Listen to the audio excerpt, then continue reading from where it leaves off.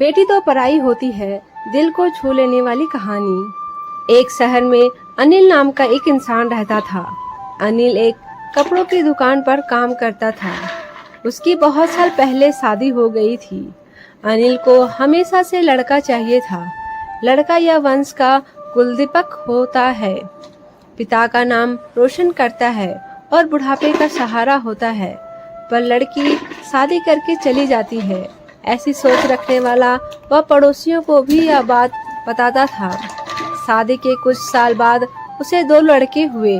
बड़े बेटे का नाम करण और छोटे बेटे का नाम किशन रखा। बाद में कुछ सालों बाद उसकी पत्नी का निधन हो गया। उसके बाद उसने उन दोनों बेटों का ख्याल रखा। समय बीता और उसके दोनों बेटे बड़े हो गए और अब दोनों बेटे नौकरी कर रहे थे। दोनों की शादी भी हो गई। शादी होने के बाद भी वह सब एक साथ ही रहते थे। कुछ साल एक साथ खुशी में गए, लेकिन बाद में दोनों भाई एक दूसरे के साथ झगड़ा करने लगे। दोनों बहुओं में छोटी छोटी बातों पर मतभेद होने लगी। यह सब देखकर अनिल को बहुत बुरा लगता था। अब दोनों में अलग रहने का निर्णय लिया और वह अलग हो गए। फिर पिताजी का ख्याल कौन रखेगा, ऐसा सवाल निर्माण हुआ। दोनों बेटे एक एक महीना संभालेंगे, ऐसा तय किया। अनिल एक बेटे के साथ 1 महीने के लिए रहने लगा। फिर दूसरे बेटे के पास 1 महीना, ऐसा उसका बंटवारा हुआ। पर जैसे जैसे वक्त बीतता गया, वैसे वैसे बहुओं और बेटों में अनिल को लेकर झगड़ा होने लगा। दोनों बेटों के घर में झगड़े के कारण अनिल रहने लगा। यह बात अनिल को अच्छे से समझ आई थी। अब अनिल को पुरानी यादें याद आने लगी थी। उसने जिंदगी में कितनी बड़ी गलती की थी, या उसे अब समझ में आ रही थी। पर अब इसका क्या फायदा। आखिर दोनों बेटों ने पिताजी को वृद्धा आश्रम भेजने का निर्णय लिया। एक दिन दोनों ही पिताजी को लेकर वृद्धा आश्रम में गए। वहां जाने पर सभी औपचारिकता पूरी करके पिताजी को मिलाकर वह दोनों अपने घर वापस चले गए। बेटे घर जाने के बाद अनिल बहुत रोने लगा। उसके बाद वृद्धा आश्रम में कई लोगों ने उसे समझाया, पर वह बहुत दुखी हो गया था। अनिल को वृद्धा आश्रम में आकर 8-10 दिन हो गए थे। वह किसी से भी बातचीत नहीं करता था और एक पेड़ के नीचे बैठकर विचार में मगन रहता था। वहाँ के लोग उसे पूछते थे, पर उसने किसी को भी कुछ नहीं बताया। कुछ दिनों में वह एक व्यक्ति से थोड़ा बहुत बोलने लगा। बाद में दोनों की अच्छी दोस्ती हो गई।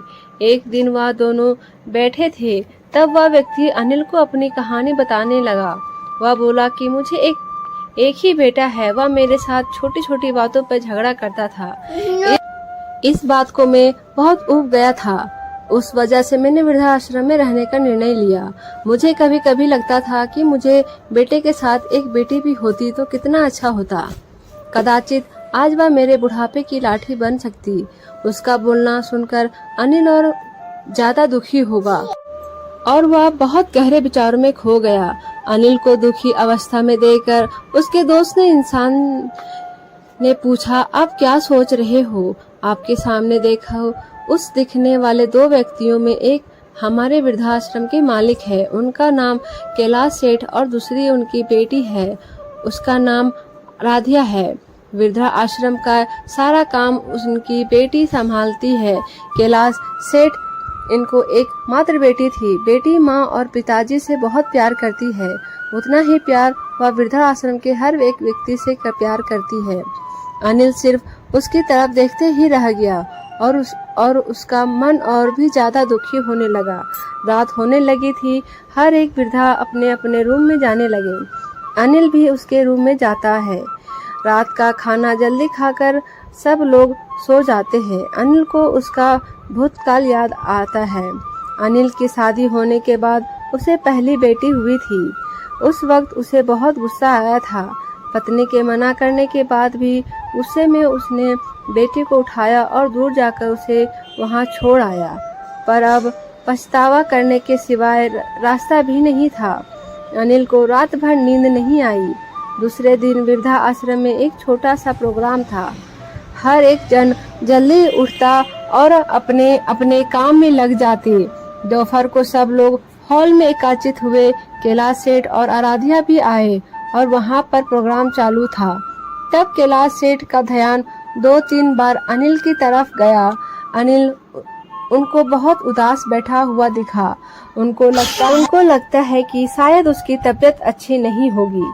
प्रोग्राम खत्म होने के बाद वह अनिल से बात करने के लिए उनके पास जाते ही वह अनिल को दुखी होने के कारण पूछते हैं। तभी अनिल बहुत रोने लगता है और थोड़ी देर बाद वह अपनी पूरी कहानी उनको बताता है कि मुझे भी पहली बेटी हुई थी, पर मुझे बेटी नहीं चाहिए थी, इसलिए मैं गुस्से में आकर उसे छोड़कर आया। आज जब मैंने आपको आपकी बेटी के साथ देखा तो तभी मुझे समझ आया कि बेटी कितना प्यार करती है। मेरी बेटी भी मेरे साथ होती तो मुझे यहाँ वृद्धा आश्रम में रहना नहीं पड़ता। मेरे दोनों बेटों ने मुझे दुख के सिवा कुछ भी नहीं दिया। मैंने किए हुए पापों की सजा आज मैं भुगत रहा हूँ। अनिल की सब बातें सुनकर कैलाश सेठ को मन में बहुत दुख हो रहा था। दुखी होकर वह अनिल को बोलते हैं कि यह मेरी बेटी नहीं है, मुझे यह नदी किनारे मिली थी। मैं उसे घर ले आया और बहुत प्यार से बड़ा किया। मैं और मेरी पत्नी उसे बहुत प्यार करते हैं और वह हम दोनों से भी उतना ही प्यार करती है।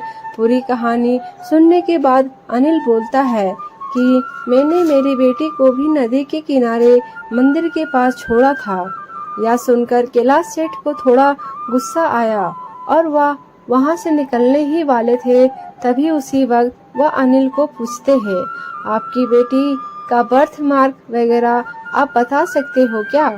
अनिल ने तुरंत जवाब दिया, हाँ बता सकता हूँ।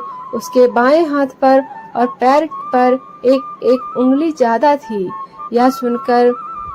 यह जवाब सुनकर कैलाश सेठ को विश्वास होता कि आराध्या उसी की ही बेटी है। यह सब सुनकर कैलाश सेठ वहां से चला जाता है। वह चले जाने पर आराध्या वहां पहुंचती है और वह अनिल को बोलती है कि मैंने आप दोनों की पूरी बात सुन ली है। आपने मेरे बारे में जो भी कहा वह सुनकर मेरा मन बहुत दुखी हुआ है। एक पिता खुद की बेटी के बारे में ऐसा निर्णय ले सकते हैं, यह सुनकर मुझे बहुत बुरा लगा। आपने जो भी किया वह बहुत गलत था। आपने मुझे बेटी बोलने का अधिकार खो दिया है।